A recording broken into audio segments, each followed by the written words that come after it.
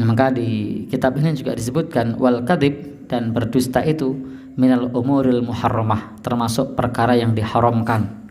Bal qala ba'dul ulama, bahkan sebagian ulama mengatakan, jadi sebagian ulama mengatakan innahu min kabairid dzunub, bahwasanya berdusta termasuk dosa besar menurut sebagian para ulama. Kenapa? Li'anna Rasul, karena Rasul sallallahu alaihi wasallam memberikan ancaman kepada pelaku dusta dengan dicatat di sisi Allah sebagai seorang pendusta. Bapak Ibu yang berbahagia yang dirahmati Allah, wa min a'dzamil kadzib, dan di antara kebohongan yang paling besar itu adalah seseorang melakukan atau mengucapkan sesuatu dengan berbohong hanya agar orang lain tertawa. Jadi kebohongan yang besar itu seseorang berdusta hanya ingin orang lain tertawa. Jadi dia mengarang cerita agar orang tertawa. Ini termasuk dosa bohong yang paling besar. Kalau Nyun Sewu ini ada pertanyaan, bagaimana kalau pelawak? Dia bohong apa enggak itu? Ya? Ya.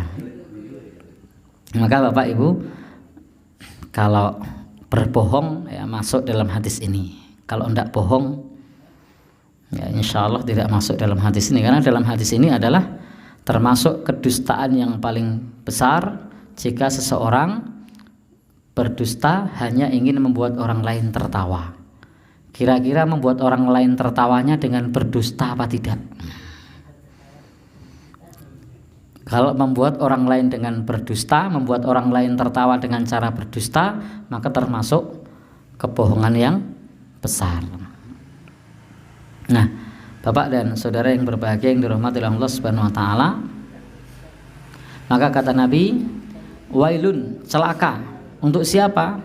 Untuk orang yang berdusta untuk membuat suatu kaum itu tertawa. Wailul lahu tsumma wail.